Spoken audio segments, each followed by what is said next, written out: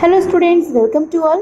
My name is Deepmala Ramcharan and today we will start NCERT class 8 History Chapter 3 Ruling the Countryside ग्रामीण क्षेत्रों पर शासन चलाना Part 4.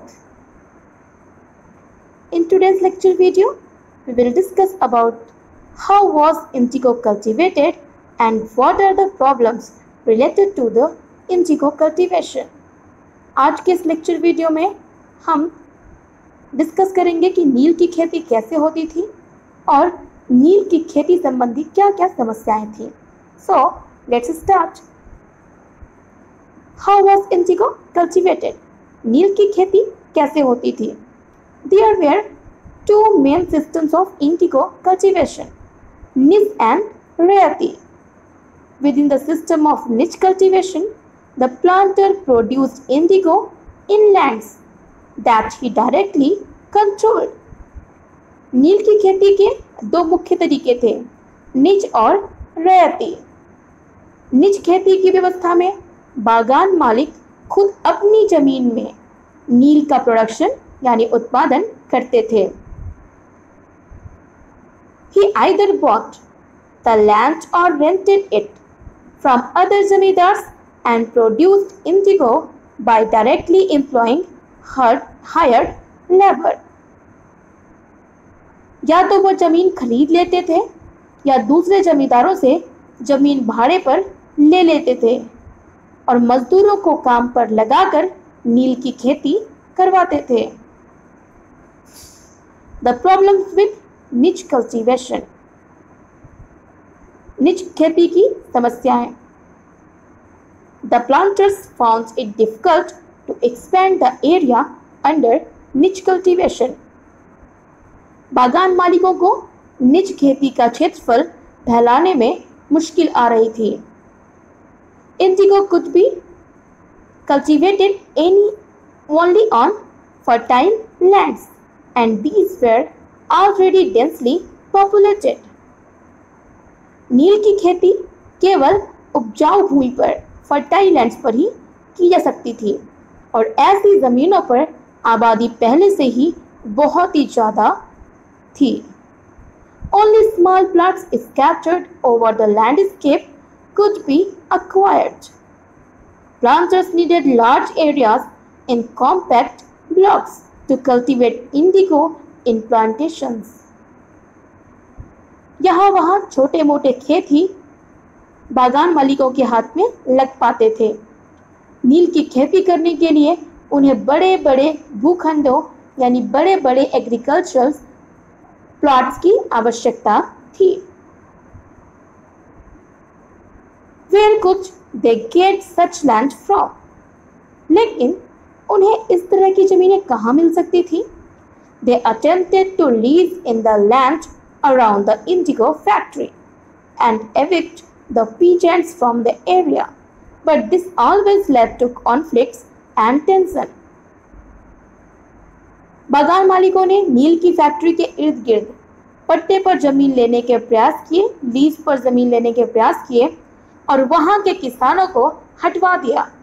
इससे बागान मालिकों और किसानों के बीच में तनाव पैदा होता गया. Nor was labor easily to mobilize. मजदूरों का इंतजाम करना भी आसान नहीं था. A large plantation required a vast number of hands to operate, and labor was needed precisely at a time when peasants were usually busy with their rice cultivation. बड़े बागानों के लिए बहुत सारे मजदूरों की ज़रूरत होती थी. मजदूरों की ज़रूरत भी सबसे ज़्यादा उस समय होती थी जब किसान धान की खेती में व्यस्त होते थे. Niche cultivation on a large scale also required many plows and bullocks. इसके अलावा बड़े पैमाने पर निज खेती के लिए बहुत सारे हल और बैलों की भी आवश्यकता थी. 1 बीघा of indigo cultivation required 2 plows. This meant that a planter with 1000 bighas would need 2000 plows. इसका मतलब था अगर किसी बागान मालिक के पास 1 बीघा नील की खेती के लिए 2 हल चाहिए होते थे। ठीक है, 1 बीघे के लिए 2 हल चाहिए थे खेतों की जुताई के लिए। इसका मतलब ये था कि अगर बागान मालिक के पास 1000 बीघा जमीन है तो उसे 2000 बैलों की जरूरत पड़ती थी।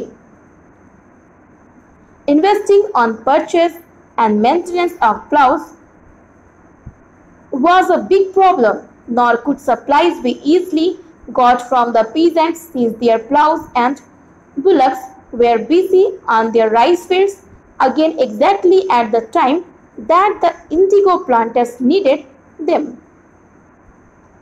हलों को खरीदना, उनका रख रखाव करना एक बहुत बड़ी समस्या थी। किसानों से भी हल नहीं मिल सकते थे क्योंकि उन्हें अपने खेतों के लिए भी हल की जरूरत होती थी। जिस समय नील उत्पादकों को किसानों के हल और बैल की जरूरत होती थी, उसी समय किसानों को भी अपने चावल की खेती के लिए हल और बैल की जरूरत होती थी। Till the late 19th century, planters were therefore reluctant to expand the area under niche cultivation. 19वीं सदी के आखिर तक बागान मालिक निज खेती का क्षेत्रफल फैलाने में हिचकिचाते थे। Less than 25% of the land producing indigo was under this system. The rest was under an alternative mode of cultivation, the रैयती system. इस व्यवस्था के अंतर्गत नील की पैदावार वाली 25% से भी कम जमीन आती थी। यानी निज खेती के अंदर नील की पैदावार इंडिगो कल्टीवेशन की केवल 25%, यानी वो पूरा टोटल एरिया जिन पर इंडिया में नील की खेती की जाती थी, ठीक है, उसका केवल 25% पार्ट पर ही निज खेती होती थी। ठीक है, बाकी जो 75% थी उस पर रैयती सिस्टम का यूज होता था। आइए देखते हैं रैयती सिस्टम क्या थी।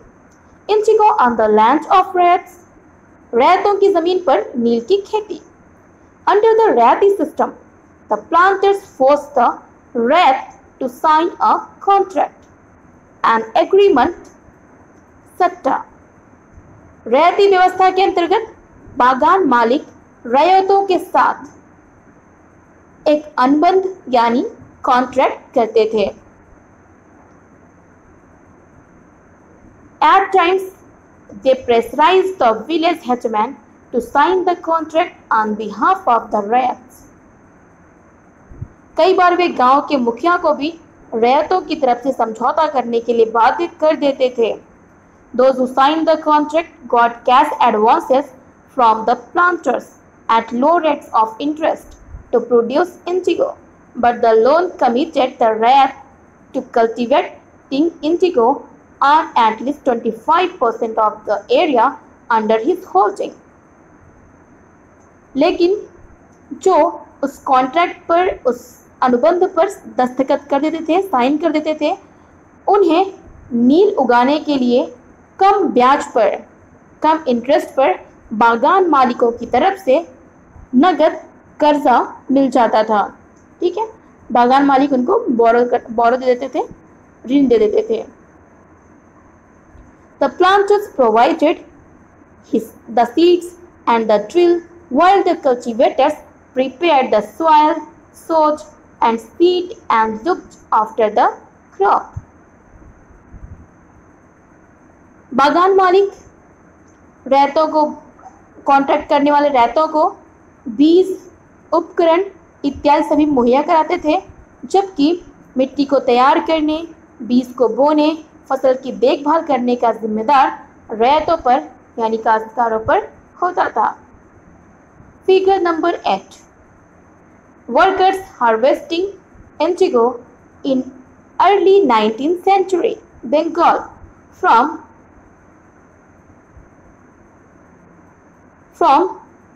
कोलसवर्दी Grant, rural life in Bengal 1860। In India, the indigo plant was customarily by men. 19वीं सदी की शुरुआत में बंगाल के मजदूर नील की खेती करते हुए दिखाए गए हैं फिगर नंबर H में। भारत में नील की पौधे की कटाई अधिकांशतः पुरुष ही करते थे। सेकेंड इमेज है figure number 9। The indigo plant being brought from the field to the factory. खेतों से फैक्ट्री में लाए गए नील के पौधों के गट्ठर दिखाए गए हैं। How was indigo produced? नील का उत्पादन कैसे होता था? Figure number 10. An indigo factory located near Indigo Fields, painting by William Simpson, 1863. Figure number 10 में नील के खेतों के पास स्थित नील के एक फैक्ट्री का कारखाने का चित्र है जो कि विलियम सिम्पसन द्वारा 1863 में बनाया गया था। The indigo villages were usually around indigo factories owned by planters. नील गांव आमतौर पर बागान मालिकों की फैक्ट्रियों के आसपास ही होते थे। After harvest, the indigo plant was taken to the vats in the indigo factory. कटाई के बाद नील के पौधों को कारखाने में स्थित वैट्स यानी हौदे में पहुंचा दिया जाता था। 3 or 4 vats were needed to manufacture the dye. रंग बनाने के लिए 3 या 4 वैट्स यानी हौदे की या कुंडे की जरूरत पड़ती थी। Each vat had a separate function. The leaves stripped off the indigo plant were first soaked in warm water in a vat known as the fermenting or steeper vat for several hours. प्रत्येक हौद का काम था, प्रत्येक VAT का अलग अलग काम होता था। नील के पौधों से पत्तियों को तोड़कर पहले एक कुंड में या वैट्स में गर्म पानी में रखा जाता था, कई घंटों तक रखा जाता था। इस हौद को किल्वन या स्टीपर कुंड कहते थे। Now,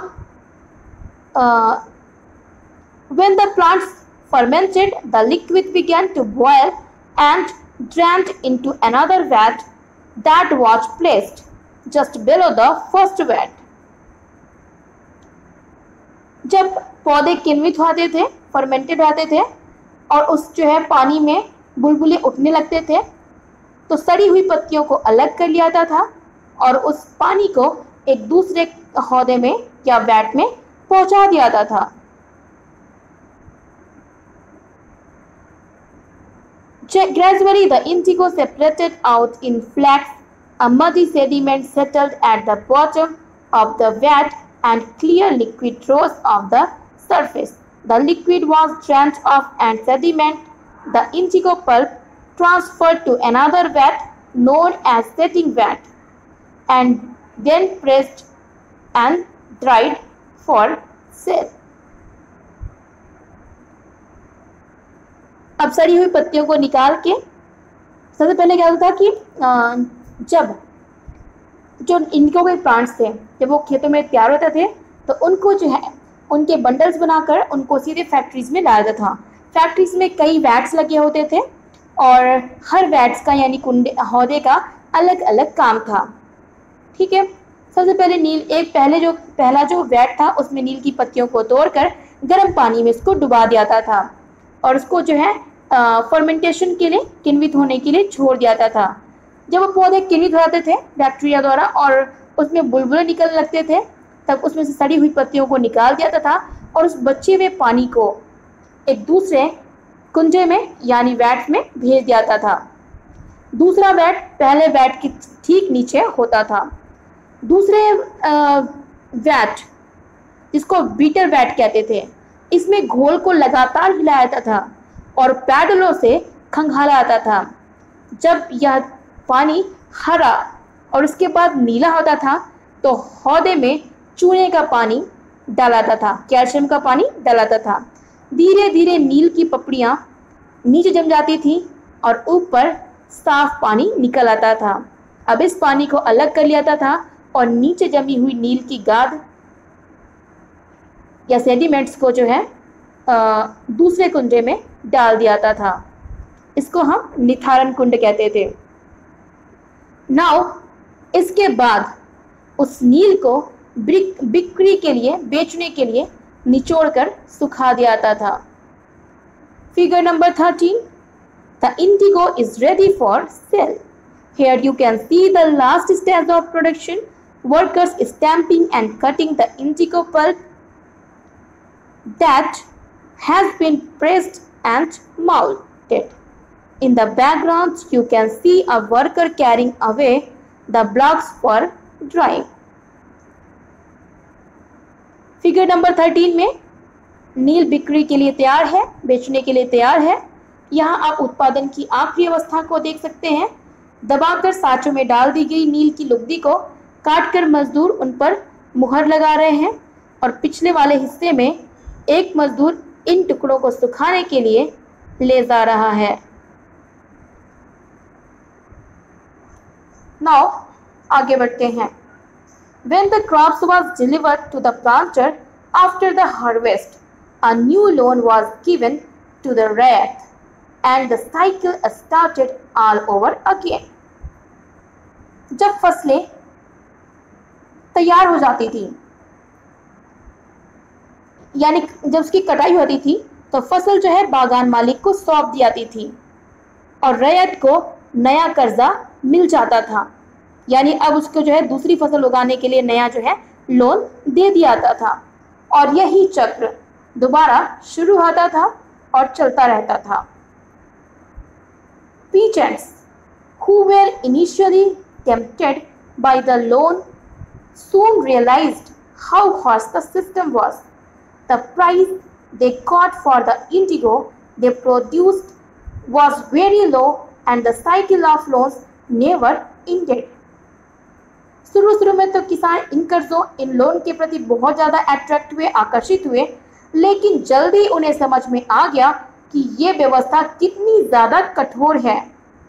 उन्हें नील की जो कीमत मिलती थी वो बहुत ही कम थी और कर्जों का सिलसिला, लोन का सिलसिला कभी खत्म ही नहीं होता था। There were other problems too. इसके अलावा और भी समस्याएं थी। The planters usually insisted that indigo be cultivated on the best soils, in which peasants preferred to cultivate rice. Indigo moreover had deep roots and it exhausted the soil rapidly.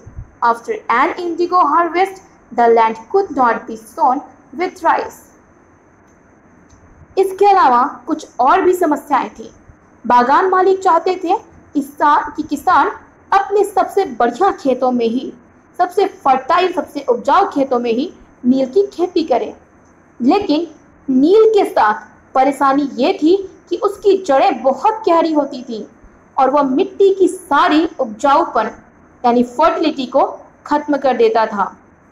नील की कटाई के बाद वहां धान की खेती नहीं किया सकती थी। The blue rebellion and after, नील विद्रोह और उसके बाद। In March 1859, thousands of ryots in Bengal refused to grow indigo. मार्च 1859 में बंगाल के हजारों रैयतों ने नील की खेती से इनकार कर दिया। As the rebellion spread, ryots refused to pay rents to the planters and attacked indigo factories armed with swords and spears, bows and arrows.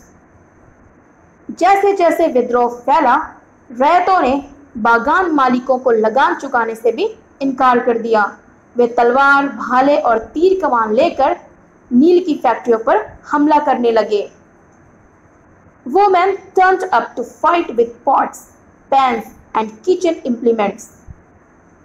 Those who worked for the planters were socially boycotted and the Gumastas ascent of planters who came to collect rent were beaten up. Rats saw they would not longer take advances to show indigo, nor be bullied by the planters' lathials. The lathi wielding strong man maintained by the planters. औरतें अपने बर्तन लेकर इस लड़ाई में कूद पड़ी, इस विद्रोह में कूद पड़ी। बागान मालिकों के लिए काम करने वाले लोगों का सामाजिक बहिष्कार किया गया। बागान मालिकों की तरफ से लगान वसूली के लिए, रेवेन्यू कलेक्ट करने के लिए आने वाले गुमास्ता एजेंटों की पिटाई की गई। रैयतों ने कसम खा ली कि ना तो वे नील की खेती के लिए कर्जा देंगे, रैयतों ने कसम खा ली कि अब ना तो वे नील की खेती के लिए कर्जा लेंगे, लोन लेंगे, और ना ही बागान मालिकों के लठियालों या लाठीधारी गुंडों से डरेंगे। Why did the indigo peasants decide that they would no longer remain silent? नील के किसान अब चुपचाप बैठने को तैयार नहीं थे। What gave them the power to rebel? उन्हें बगावत की ताकत कहां से मिली? Clearly, the indigo system was intensely oppressive, but those who are oppressed do not always rise up in rebellion. They do so only at times. इसमें कोई शक नहीं कि नील की खेती अत्यंत ही दमनात्मक थी, लेकिन जो लोग दबे हुए थे वे हमेशा बगावत नहीं करते। ऐसा कभी कभी होता है। इन 1859 को याद रखिएगा, ब्लू रिबेलियन, कई बार आ सकता है कि ब्लू रिबेलियन या नील विद्रोह कब हुआ, तो 1859 में हुआ था। इन 1859 the Indigo planters In 1859, the indigo rats felt that they had the support of the local zamindars and village headmen in their rebellion against the planters. 1859 में नील रैयतों को लगा कि बागान मालिकों के खिलाफ बगावत या विद्रोह में उन्हें स्थानीय लोकल जमींदारों और मुखियाओं का भी समर्थन मिल सकता है। In many villages, headmen who had been forced to sign indigo contracts mobilized the indigo peasants and fought pitched battles with the lathials. In other places, even the zamindars went around villages urging the rats to resist the planters. The zamindars were unhappy with the increasing power of the planters and angry at being forced by the planters to give them land on long lease.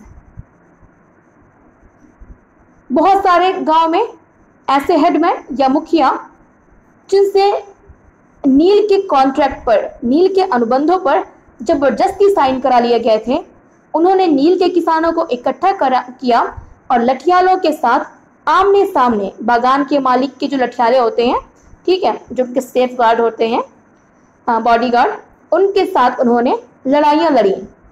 कई स्थानों पर रैयतों को बगावत के लिए उकसाते हुए खुद जमींदार गांव-गांव घूमने लगे।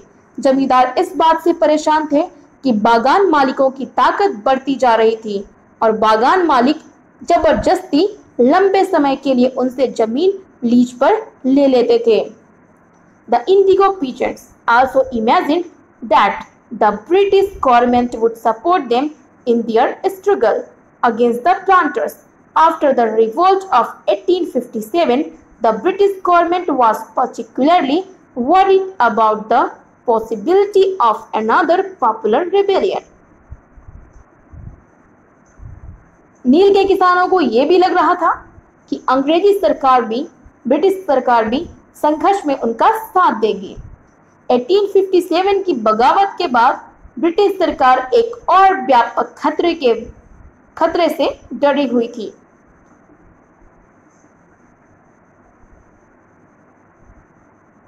When the news spread of a simmering revolt in the indigo districts, the lieutenant governor toured the region in the winter of 1859. जैसे ही 1857 के बगावत के बाद की 1859 की जो बगावत है उसकी खबर फैली। लेफ्टिनेंट गवर्नर ने 1859 में विंटर्स के टाइम में, सर्दियों के टाइम में इस इलाके का दौरा किया। ठीक है, जैसे ही 1859 की जो रेबेलियन विद्रोह की बात तेजी से फैली, उसे सुनकर जो है जो लेफ्टिनेंट गवर्नर था वो 1859 में बंगाल आया। ठीक है, और इन इलाकों का उसने दौरा किया, इंस्पेक्शन की। The Rayat saw the tour as a sign of government sympathy for their plight. When in Barsat, the magistrate Ashley agent issued a notice stating that Rayats would not be compelled to accept indigo contracts. Word went around that Queen Victoria had declared that indigo need not be sown. Eden was trying to placate the peasants and control an explosive situation, but his action was freed and support for the rebellion. जब lieutenant governor ने उनके इलाकों का दौरा किया तो रैयतों को लगा कि सरकार उनकी दुर्दशा को देखकर परेशान है। रेनी सीजन में, बरसात के टाइम में, मजिस्ट्रेट एशले एजेंट ने एक नोटिस जारी किया जिसमें कहा गया था कि रैयतों को नील के कॉन्ट्रैक्ट को मानने के लिए मजबूर नहीं किया जाएगा। इस नोटिस के आधार पर लोगों में खबर फैल गई थी कि रानी विक्टोरिया ने नील की खेती को खत्म करने का हुक्म दे दिया है। ईडन किसानों को शांत करने और विस्फोटक स्थितियों को नियंत्रित करने की कोशिश कर रहे थे। उनकी कार्रवाई को किसानों ने अपने विद्रोह का समर्थन मान लिया। As the rebellion spread, intellectuals from Calcutta rushed to the indigo districts. They wrote of the misery of the riots, the tyranny of the planters, and the horrors of the indigo system. जैसे जैसे विद्रोह फैला, कलकत्ता के पढ़े लिखे लोग भी नील जिलों की ओर चल पड़े। उन्होंने रैयतों की दुर्दशा, बागान मालिकों की जोर जबरदस्ती और अत्याचारी नील व्यवस्था के बारे में लिखा। Worried by the rebellion, the government brought in the military to protect the planters from assault and set up the Indigo Commission to inquire into the system of indigo production. इस बगावत से परेशान ब्रिटिश सरकार को बागान मालिकों की रक्षा के लिए सेना बुलानी पड़ी। नील उत्पादन व्यवस्था की जांच के लिए भी एक नील आयोग बना दिया गया। The commission held the planters guilty and criticized them for the coercive methods they used with indigo cultivators. It declared that indigo production was not profitable for riots. The commission asked the riots to fulfill their existing contracts but also told them that they could refuse to produce indigo in future. आयोग ने कहा कि आयोग ने बागान के मालिकों को दोषी पाया। उन्होंने बागान मालिकों द्वारा रैयतों के साथ की गई जोर जबरदस्ती की आलोचना की, क्रिटिसाइज किया। आयोग ने कहा कि नील की खेती रैयतों के लिए फायदे का सौदा नहीं है, रैयतों के लिए प्रॉफिटेबल नहीं है। आयोग ने रैयतों से कहा कि वे मौजूदा कॉन्ट्रैक्ट को पूरा करें, लेकिन आगे से वे चाहें तो नील की खेती बंद कर सकते हैं। नाउ सोर्स 3, स्रोत 3, I would rather beg than sow indigo. भीख मांग लूंगा पर नील नहीं उगाऊंगा। हाजी हरदी मुल्ला, an indigo cultivator of Chandpur, Thana Hardi was interviewed by the members of the Indigo Commission on Tuesday, 5 June 1860. This is what he shared in answer to some of the question. हाजी मुल्ला, ये चांदपुर थाना हरदी के एक रैयत थे। इनसे मंगलवार 5 जून 1860 को 1860 को नील आयोग के सदस्यों ने बात की। ठीक है, हाजी मुल्ला से नील आयोग के सदस्यों ने बात की। W.S. Seton Karr, president of Indigo Commission. W.S. Seton Karr, ये भी याद रखिएगा, ये इंडिगो कमीशन के चीफ थे, प्रेसिडेंट थे। तो W.S. Seton Karr, president of the Indigo Commission, are you now willing to sow indigo, and if not, on what fresh term would you be willing to do it? W.S. Seton Karr नील आयोग के अध्यक्ष थे। उन्होंने हाजी मुल्ला से पूछा, अब तुम नील की खेती के लिए तैयार हो? अगर नहीं तो किस तरह की शर्तों पर खेती करना चाहोगे? हाजी मुल्ला, I am not willing to sow and I don't know that any fresh terms would satisfy me. हाजी मुल्ला कहते हैं, मैं नील को उगाने के लिए तैयार नहीं हूँ। मुझे नहीं पता कि कोई भी नई शर्त मुझे संतुष्ट कर सकती है। मिस्टर साले, would you not be willing to sow at a rupee a bundle? Mister साले, ये दूसरे मेंबर हैं आयोग के, वो कहते हैं, क्या तुम 1 रुपए प्रति बंडल की कीमत पर भी खेती नहीं करना चाहोगे? Haji Mulla, no I wouldn't. Rather than sow indigo I will go to another country. I would rather beg than sow indigo. Haji Mulla कहते हैं, नहीं, मैं नहीं करूंगा। नील उगाने की बजाय मैं कहीं और चला जाऊंगा, भीख मांग लूंगा, पर नील नहीं उगाऊंगा।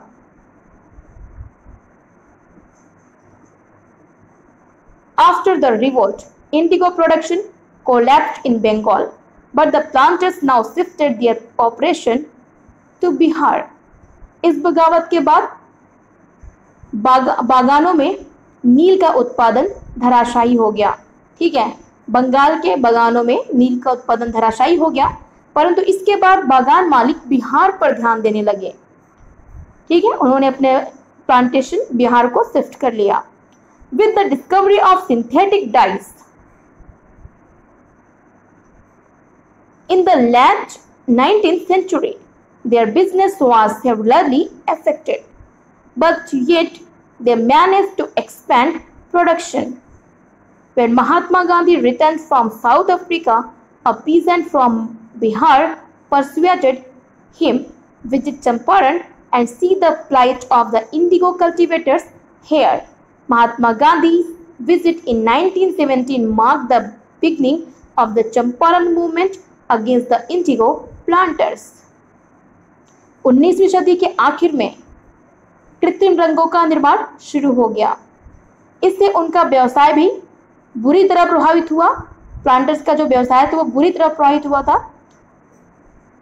लेकिन फिर भी वे नील के उत्पादन को फैलाने में सफल रहे। जब महात्मा गांधी दक्षिण अफ्रीका से लौटे तो बिहार के एक किसान उन्हें चंपारण आकर नील किसानों की दुर्दशा देखने का न्योता दिया। 1917 में महात्मा गांधी का यह दौरा नील बागान मालिकों के खिलाफ चंपारण आंदोलन की शुरुआत थी। तो यहाँ पे आपको 2 चीज याद रखनी है। चंपारण मूवमेंट कब हुआ था? 1917 में हुआ था। ठीक है, किसकी लीडरशिप में हुआ था? गांधी जी की लीडरशिप में हुआ था। Indigo making in the West Indies, West Indies में नील का उत्पादन। In the early 18th century, a French missionary, Jean Baptiste Labat, traveled to the Caribbean island and wrote extensively about the region. 18वीं सदी की शुरुआत में एक फ्रांसीसी मिशनरी जो बैप्टिस्ट लबार्ट ने कैरेबियाई द्वीपों का, आइलैंड्स का दौरा किया, इंस्पेक्शन किया, and published in one of his books. This image shows all the stages of indigo production in the French slave plantation of the region. इस तस्वीर में ये जो है तस्वीर जो दिख रही है आपको 14 नंबर इमेज, ये जो है लबाद की एक बुक से ली गई है और इस इमेज में यहाँ के फ्रांसीसी बागानों में नील के उत्पादन के सारे स्टेप्स को, सारे चरणों पर दिखाया गया है। You can see the slave workers putting the indigo plant into the shelter vat. On the left, another worker is churning the liquid with a mechanical churner in a vat. Second from right, two workers are carrying an indigo pulp hung up in bags to be dried. In the foreground, two others are mixing the indigo pulp to be put into molds. The planters, each at the center of the picture, is standing on the high ground supervising the slave workers. बाएं सिरे पर, इस image के बाएं सिरे पर आप देख सकते हैं कि गुलाम मजदूर नील के पौधों को सेटलर वैट में डाल रहे हैं। एक और मजदूर एक मशीनी चरखे से उस घोल को घुमा रहा है। बाएं से सेकेंड नंबर पे दो मजदूर नील के पल्प को, लुगदी को बोरों में भरकर सुखाने के लिए जा रहे हैं और अगले हिस्से में दो मजदूर नील के पल्प को मिलाकर सांचों में डालने के लिए तैयार कर रहे हैं। तस्वीर के बीचों बीच एक बागान मालिक ऊंची जगह पर खड़े होकर सारे गुलामों पर नजर रख रहा है। तो इस तरह से आप देख सकते हैं कि नील जो नील के किसान थे, रैयत या निज, दोनों को जो है अलग अलग तरह की प्रॉब्लम्स को फेस करना पड़ा था, लेकिन नील के उत्पादन से बागान मालिकों के अलावा ना तो निज कल्टीवेटर्स को फायदा था और ना ही रैयतों को फायदा था। दोनों को ही समस्याओं का सामना करना पड़ा और ये जो है एक तरह से काफ़ी पेनफुल रहा कल्टीवेटर्स के लिए, कृषकों के लिए। तो यहाँ पर ये चैप्टर ख़त्म होता है। इस चैप्टर से कोई क्वेरी हो तो आप मुझे नीचे दे कमेंट बॉक्स में लिखकर पूछ सकते हैं। तब तक के लिए थैंक यू एंड जय हिंद।